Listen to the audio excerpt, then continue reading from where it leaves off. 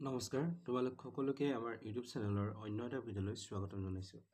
তো আজি আমি ক্লাছ 8ৰ অনুশীলনী 2 2 নম্বৰ প্ৰশ্নকেইটা কৰিম, য'ত আমাক আছে চলকৰ কি মানৰ বাবে তলৰ সমীকৰণবোৰ সিদ্ধ কৰে নিৰ্ণয় কৰা, মানে এই বি নম্বৰ প্ৰশ্নকেইটা। ঠিক আছে, তো ইয়াৰ আমাৰ প্ৰথম প্ৰশ্নটো আমি কৰিম। তো 3y মাইনাছ ব্ৰেকেট তাৰপিছত আহিলে 6 + 3 ব্ৰেকেট y - 4 হৈছে। আমাৰ প্ৰশ্নটো হ'ল এইটো এনেকুৱা ধৰণৰ হ'ব। তেতিয়া আমি ইয়াক সমাধান কৰিব লাগে, অৰ্থাৎ y মানটো উলিয়াব লাগে। তো ইয়াৰ কাৰণে তোমালোকে কি কৰিবা, প্ৰথম ব্ৰেকেটকেইটা আঁতৰাবা। ব্ৰেকেটৰ কাম আমি সদায় প্ৰথমতে কৰিব লাগে। ঠিক আছে, তো ইয়াত যদি চোৱা 3y আহিব, তাৰপিছত ব্ৰেকেটটো আঁতৰি গ'লে মাইনাছটো ভিতৰত সোমাই পেলাই পূৰণ হৈ যাব। মাইনাছটো এবাৰ ইয়াৰ লগত পূৰণ হ'ব, -3y, মাইনাছটো এবাৰ ইয়াৰ লগত পূৰণ হ'ব, মাইনাছে প্লাছ কি হ'ব 2। ঠিক একেদৰে ইফালেও হ'ব, 6 3টো y লগত পূৰণ হৈ কি হ'ব 3y, আকৌ 3টো 4 লগত পূৰণ হৈ কি হ'ব 12, ইয়াত প্লাছ আছে ইয়াত মাইনাছ আছে, পূৰণ হ'লে কি হ'ব -12 হৈছে। তো এতিয়া কি কৰিবা, তোমালোকে yটো y লগত যোগ কৰিবা আৰু নাম্বাৰকেইটা নাম্বাৰ লগত যোগ কৰিবা। চ' ইয়াত এটা +3y আছে আৰু এটা -3y আছে, কাটা গ'ল। তো ইয়াত থাকি গ'ল 2, ইফালে থাকিলে তোমালোকৰ 6 আৰু -12। তো 12ৰ পৰা 6 বিয়োগ কৰিলে 6 হ'ব। ডাঙৰ নাম্বাৰ এইটো হয়, তাৰ আগত মাইনাছ চিন আছে, মাইনাছ দিয়া। ইফালে থাকিলে 3y, তো -6টো ইফালে লৈ আহা, +6 হৈ যাব।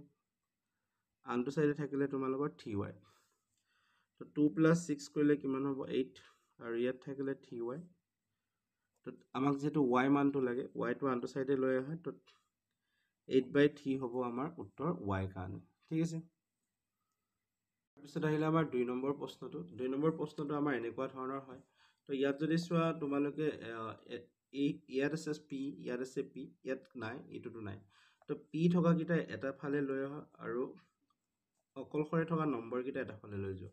এইটোৰ আগত ইয়াত প্লাছ চিন আছে, তো আনটো ফালে আহিলে কি হ'ব মাইনাছ হৈ যাব, 1/3p।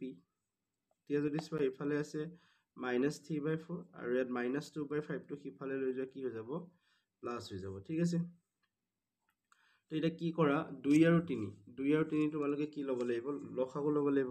2 আৰু 3 লসাগু তোমালোকৰ কিমান হ'ব 6 হ'ব। তো 2য়ে 6 কেইবাৰখন যাব 3বাৰ, তো 3টো 5 লগত পূৰণ হৈ যাব 15p। ঠিক একেদৰে 3য়ে 6 দুবাৰখন যাব 2p হৈ যাব।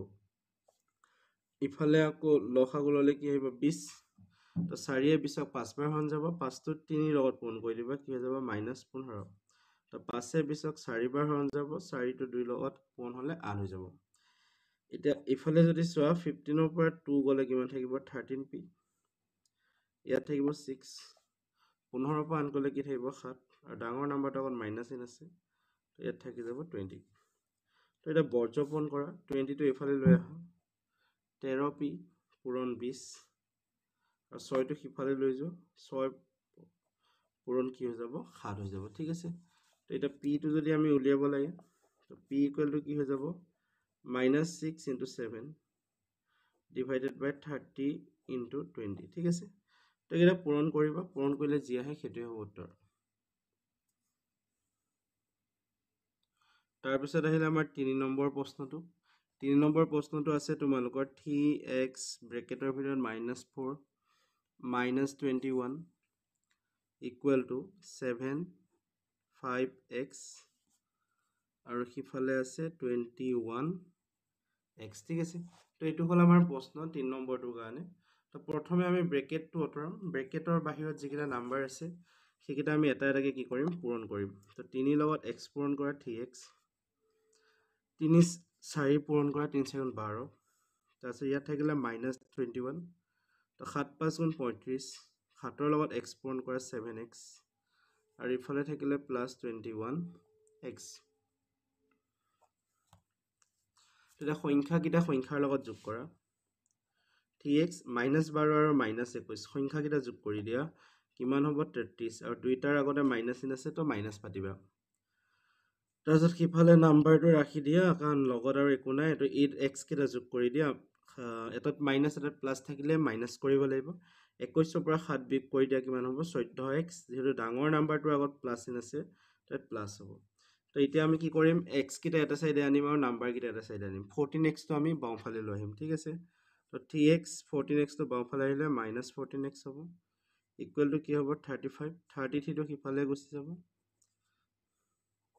তো 3x ৰ পৰা 14x মাইনাছ হ'লে কিমান হ'ব -11 আৰু যোগ কৰিলে কিমান আহিব তোমালোকৰ 68 তো এনসাৰ হ'ব তোমালোকৰ 68 by -11 ঠিক আছে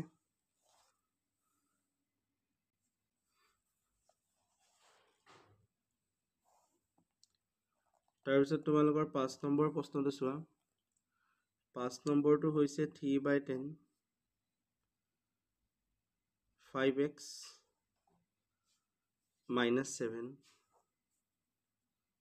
equal to 2x -1 তো ইয়াত যদি আমি চাওঁ এই যেটো হৰণ হৈ আছে হৰণ কি হৈ আছে 10 তো 10 তো আমি প্ৰথমে কোনফালে লৈ যাব লাগিব খুফালে লৈ যাব লাগিব ইয়াত থাকি যাব 5x -7 10 তো সিফালে লৈ যাব পূৰণ হৈ যাব 2x -1 তাৰপিছত ব্ৰেকেটটো আঁতৰি যাব 3 লগত 5 পূৰণ হ'লে 15x আৰু 3 7 গুণ কি হৈ যাব 21 10 লগত 2 পূৰণ কৰি দিয়া 20x 10 লগত 1 পূৰণ হ'ব 10 তাৰপিছত কি কৰিব চলক কিটা এটা সাইড কৰিব আৰু যিকিটা সংখ্যা আছে সেই সংখ্যা কিটা এটা সাইড কৰিব অৰ্থাৎ এইকিটা আৰু এইকিটা তো এতিয়া কি কৰা 20x তো বাওঁফালে লৈ আহা -20x হ'ব কাৰণ ইয়াত প্লাছত আছিল বাকি সিফালে যদি চোৱা -10 অলৰেডি আছে তাৰপিছত এইটো কোনফালে যাব ৰাইট সাইডে যাব তো এটা 15 পৰা 20 বিয়োগ কৰা 15 পৰা 20 যেহেতু বিয়োগ কৰিব নোৱাৰো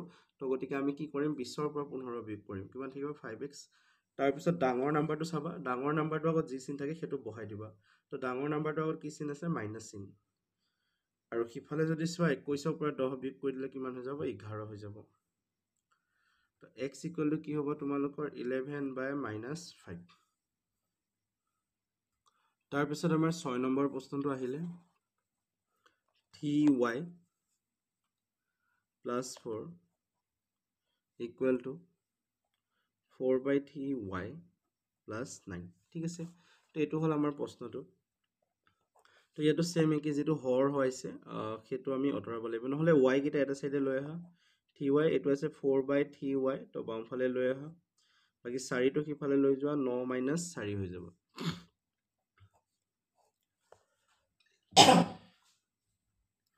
বাকি ইয়াত এটা সৰি 1 আছে 1 আৰু 3 লখাও কি হ'ব 3 তো একে 3 ক 3 বাৰ হন যাব 3 3 গুণ 9y বাকি 3 3 এবাৰ যাব তো ইফালে হৈ যাব 4y আৰু 9 পৰা 4 গলে কিমান থাকিব 5 তো 9y পৰা 4y মাইনাস কৰা 5y হল ইফালে আছে 5 তো যেহেতু আমাক y উলিয়াব লাগে 3 টো হৰণ হৈছে ইফালে লৈ যোৱা কি হৈ যাব পূৰণ 3 5 গুণ 15 তো y equal to কি হ'ব 15/5 equal to কি হ'ব आंसर 3